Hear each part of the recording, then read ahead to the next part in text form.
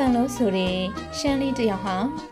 ဖခင်နဲ့မိတွေလက်ထက်မှာကြီးပြင်းလာပြီးဖခင်သိဆုံးတော့မိတွေဖြစ်သူနဲ့နေထိုင်ကကုံရောင်းကုံဝဲအလုံးနဲ့အသက်မွေးတဲ့ဒ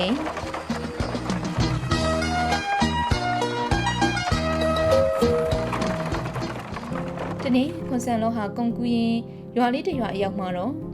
မောလို့တပင်းအောင်မှထိုင်နာနေတော့သူ့နာတွေကိုပရိသန်ချူချူနဲ့အတူတချင်းဆူတန်းလေးကိုကြားလိုက်ရတယ်။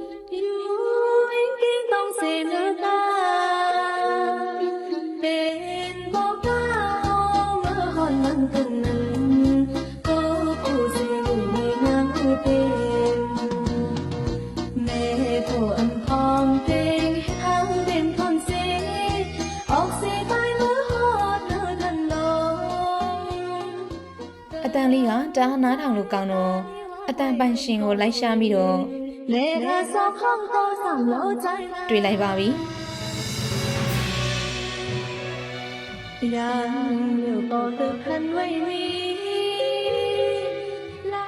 တိတ်ချောလာတဲ့ရှမ်းမလေးတယောက်တချင်းဆူနေတာလေးတွေ့သွားတယ်။အဲ့ဒီရှမ်းမလေးနာမည်က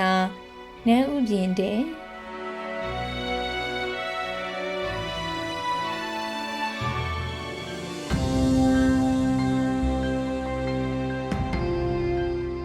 ဒီလိုနဲ့ခွန်ဆန်လို့ဟာအဲ့ဒီရောမတေးခေါ်ရင်နန်းဥပြင်နဲ့ချစ်မိသွားကြတယ်။နှစ်ယောက်လုံးကတယောက်ကိုတယောက်သိချစ်ကြတဲ့ဒီလိုနဲ့ခွန်ဆန်လို့လေးတခြားမျိုးရွာကိုကုန်ကူးထွက်တာပေါ့။သူ့ရွာပြန်ရောက်တော့မိထွေးဖြစ်သူကသူ့သဘောတူတဲ့မိန်းကလေးကိုပြသတဲ့အတွက်ခွန်ဆန်လို့ကလက်မထပ်နိုင်ပဲသူ့ချစ်သူကိုပဲသစ္စာရှိခဲ့တယ်လေ။ဒါအပြင်လာပေါင်းများစွာကြတော့နန်းဥပြင်ကိုလည်းလွမ်းတာနဲ့နန်းဥပြင်ရှိရာရွာလေးစီတို့ပြန်လာပြီးအပြန်မှာတော့တခါတည်းလက်ထက်ခိုးဆောင်လာပါတော့တယ်။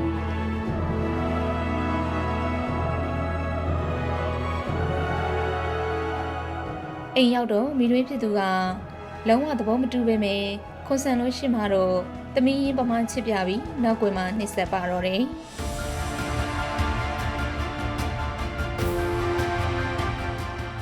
တနေ့ခွန်ဆန်လို့ကုန်ကူးထွက်သွားတယ်။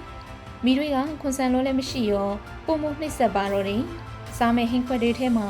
အပ်တွေမြုပ်ပြီးကျွေးတာလှေကားတွေမှာနန်းဥပြင်ချစ်ထောက်တွေရှအောင်ဝါးနီတွေထောင်ထားတာတို့စသဖြင့်အမျိုးစုံကိုနှိပ်စက်ပါတော့တယ်။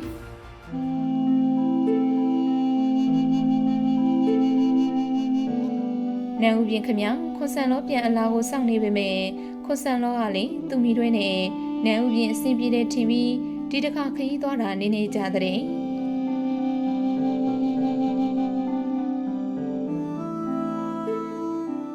နောက်ဆုံးနှိမ့်ဆက်မှုတန်းကိုလုံးဝမခံနိုင်တာနဲ့မိဘနေရရွာလေးစီကိုကိုဝန်အရင်အမှားနဲ့ပြန်သွားပါတော့တယ်။လန်ခီမှာပဲရင်သွေးလေးကိုမွေးဖွားလိုက်ပေမဲ့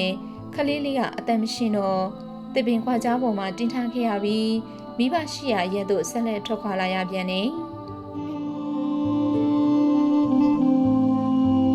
အဲ့ဒီခလေးလေးဟာအုပ်အုပ်ငှက်လေးဖြစ်သွားပြီးအဖေဖြစ်သူကိုလိုက်ရှာပါတဲ့။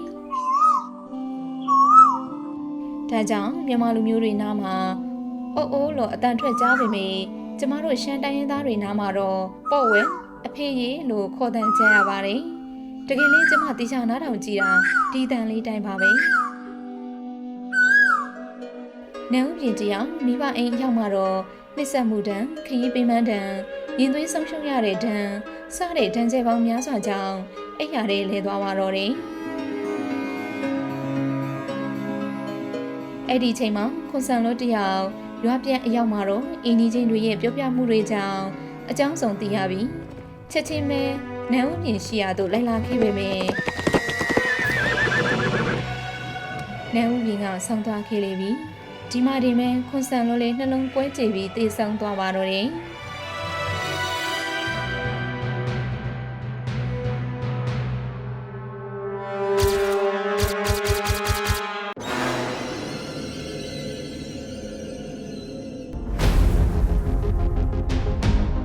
သူတို့နှစ်ယောက်ရဲ့မိတကြိုးရသို့မိတွင်ဖြစ်သူကလိုက်လာခဲ့ပြီးသူကရှေ့အဆူအရာ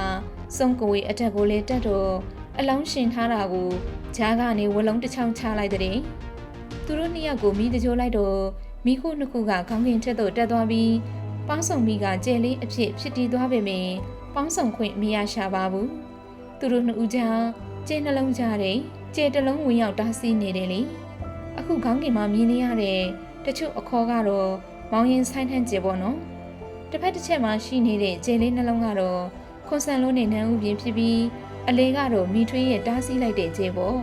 ညမိုးကောင်းကင်မှာထွန်းလင်းနေပေမဲ့အခုချိန်ထိစုံစည်းခွင့်မရှိသေးတဲ့ခွန်ဆန်လုံးနဲ့နန်းဦးပြင်းဆိုတဲ့ဒီကျဲလေးနှလုံးကိုတွေ့မိတိုင်းတနာနေရစေပါပဲ